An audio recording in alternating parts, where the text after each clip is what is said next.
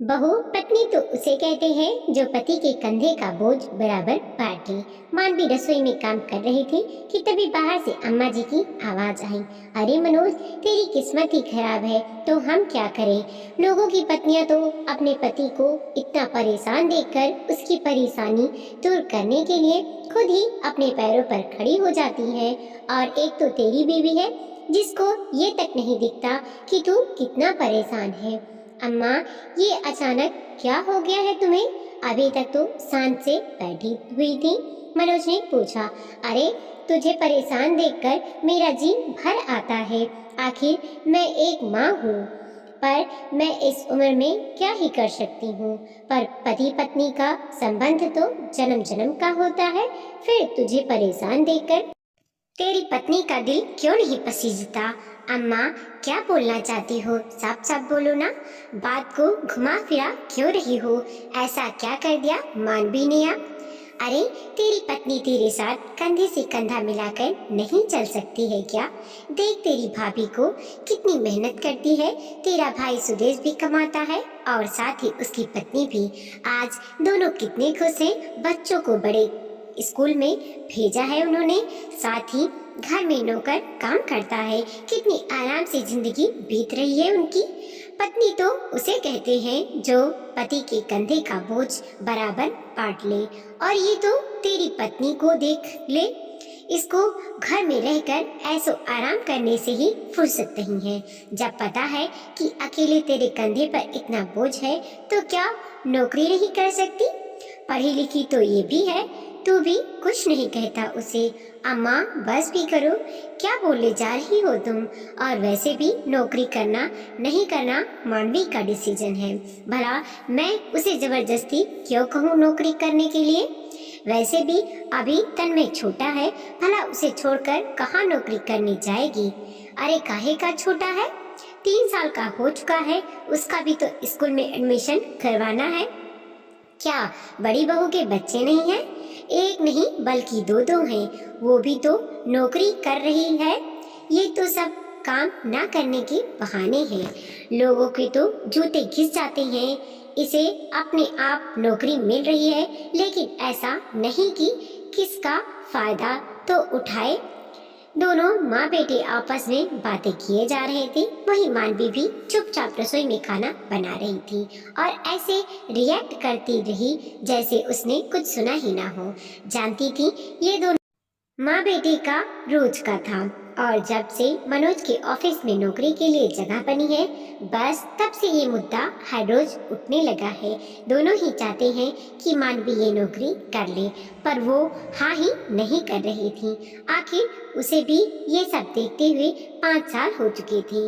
बहू की कमाई तो इन लोगों को अच्छी लगती है, पर उसकी जिम्मेदारी को कोई बांटना पसंद नहीं करता था। उसकी जब से शादी हुई थी तो घर में अम्मा जी, उनका बड़ा बेटा सुदेश और उसकी पत्नी मधु थे। साथ ही उनके 2 जुड़वा बच्चे नेहा और प्रिंस थे। छोटा बेटा मनोज और उसकी बेटी पिंकी थी। मध्यम वर्गीय परिवार था। मनोज की दुल्हन बनकर वो इस घर में आई थी। बहुत जल्द ही मानवी को समझ में आ गया था कि मधु की स्थिति घर में अच्छी नहीं थी। वो अक्सर थकी हुई सी रहती थी। मधु एक कामकाजी महिला थी। सुबह जल्दी उठकर पूरे घर का काम करती थी, उसके बाद ही बाहर अपने काम पर जाती थी और वापस आकर दोबारा अपने काम पर लग जाती थी। लेकिन उसकी मदद के नाम पर कोई नहीं था। ऐसा भी नहीं था कि घर की स्थिति बिल्कुल घिरी हुई थी। दोनों भाई कमाते थे, अम्मा जी की पेंशन आती थी, फिर भी हमेशा खर्चों का ही रोना रोते थे। हालांकि उसके आने से उसे बड़ा सहयोग मिल गया था, पर 3 दिन जब वो रसोई में नहीं जाती थी तो मधु की क्या स्थिति रही होगी ये उसे अच्छे से समझ में आता था। अम्मा जी तो सुबह उठकर अपने नित्य क्रम पूजा पाठ वगैरह में लग जाती और उसके बाद बैठकर सिर्फ हुक्म बजाती। पिंकी अपनी पढ़ाई का बहाना कर अपने कमरे में जाकर बैठ जाती। दोनों भाई सुबह 7 बजे तक उठते थे और फिर चाय नाश्ता तैयार होकर 8:30 बजे तक अपने ऑफिस रवाना हो जाते। यहाँ तक कि बच्चों को भी कोई स्कूल के लिए तैयार नहीं करता था। भाभी का मायका भी पास में ही था। स्कूल के बाद ऑटो वालों बच्चों को नानी के घर पर ही छोड़ आता था और फिर नानी ही अपने दोनों नाती नातिन को संभालती। जब मानवी ने इसका कारण पूछा तो मधु ने कहा कि यहाँ बच्चों को कोई संभाल नहीं पाता, इसीलिए ऑटो वालों को कह रखा है कि दोनों बच्चों को नानी के घर पर छोड़ दो। शाम को आते समय मैं ले आऊंगी और फिर नानी दोनों बच्चों का होमवर्क भी करवा देती है, तो मुझे काफ़ी मदद मिल जाती है। लेकिन इतना काम का बोझ मधु भाभी धीरे धीरे बीमार रहने लगी थी। उस समय मानवी प्रेग्नेंट हो गई। प्रेगनेंसी में थोड़े कॉम्प्लिकेशन थे, इसीलिए काम का बोझ दोबारा मधु पर आ गया, पर फिर भी कोई मदद नहीं करता। आखिर एक दिन जब वो टूट ही गई तो उन्होंने अपना घर अलग कर लिया। उस समय घर क्या रिश्तेदारी में भी उनकी बहुत निंदा हुई थी, पर मानवी उनके लिए खुश थी। अब जब भी मिलना होता तो वो मानवी को यही कहती, मानवी तुम कम से कम दोहरी जिम्मेदारी मत जीना, वरना जिंदगी को जी नहीं पाओगी। इन्हें पैसा चाहिए पर जिम्मेदारी नहीं। मैंने जो बेवकूफ़ी की तुम मत करना। क्या फ़ायदा ऐसे नौकर चाकर का जब मुझे खाने से ज़्यादा दवाइयाँ खानी पड़ती हैं। मैं तो बेवकूफ़ थी, कुछ भी नहीं बोल पाई, मन ही मन कूटती रही। अगर कुछ कहने की कोशिश की भी तो ये लोग मुझे उल्टा दो बातें सुनाते थे और मैं बेवकूफ़ गुस्से में आकर और ज़्यादा काम करने की कोशिश करती थी और अपने शरीर को बीमारियों का घर बना लिया। पर तुम कम से कम अपने लिए स्टैंड जरूर लेना। खैर, इधर मानवी को चुपचाप अपना काम करता देखकर अम्मा जी बोली, छोटी बहू तू क्या कान में रुई डालकर बैठी है? क्या तुझे मेरी बातें सुनाई नहीं दे रही हैं?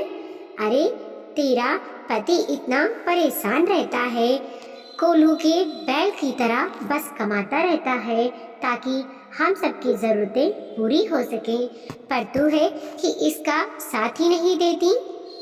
क्या फ़ायदा तेरे इतने पढ़े लिखे होने का?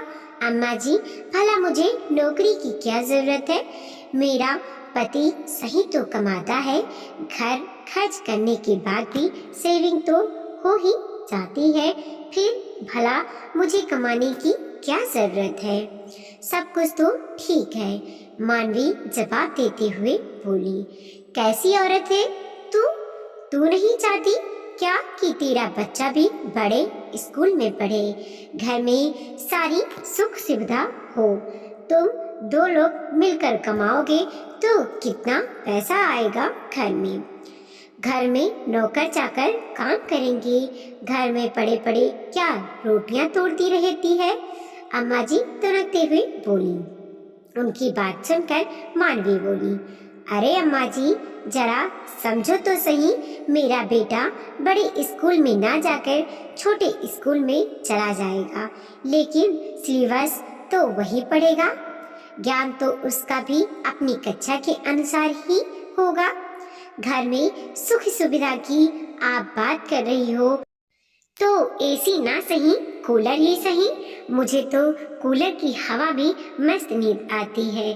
56 इंच का एलईडी ना सही, 42 इंच का एलईडी ही सही।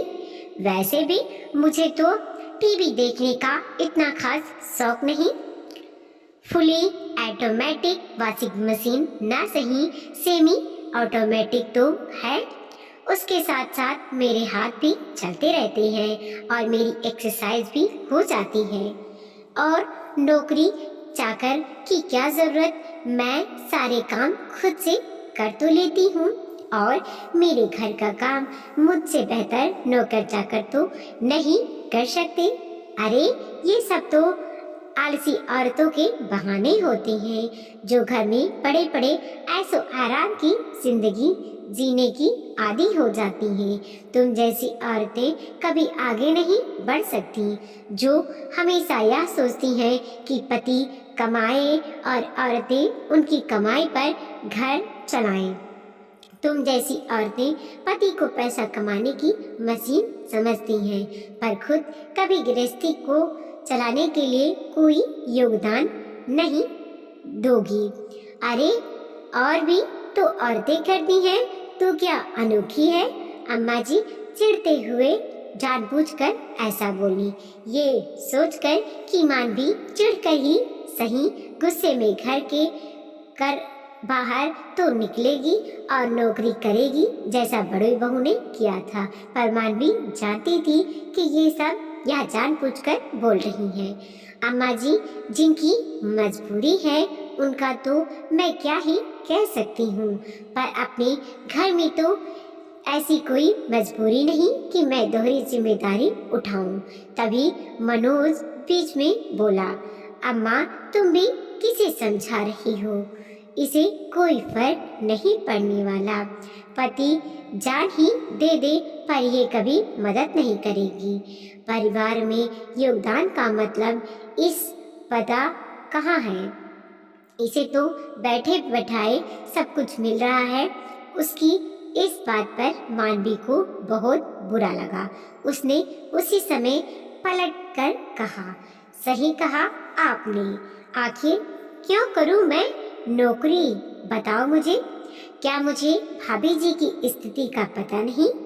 जब वो नौकरी करने जाती थी और अपने बच्चों को अपने मायके छोड़कर जाती थी, आप में से किसी ने कहा कि बच्चों को घर पर ही छोड़ जाया करो, हम जिम्मेदारी संभाल लेंगे।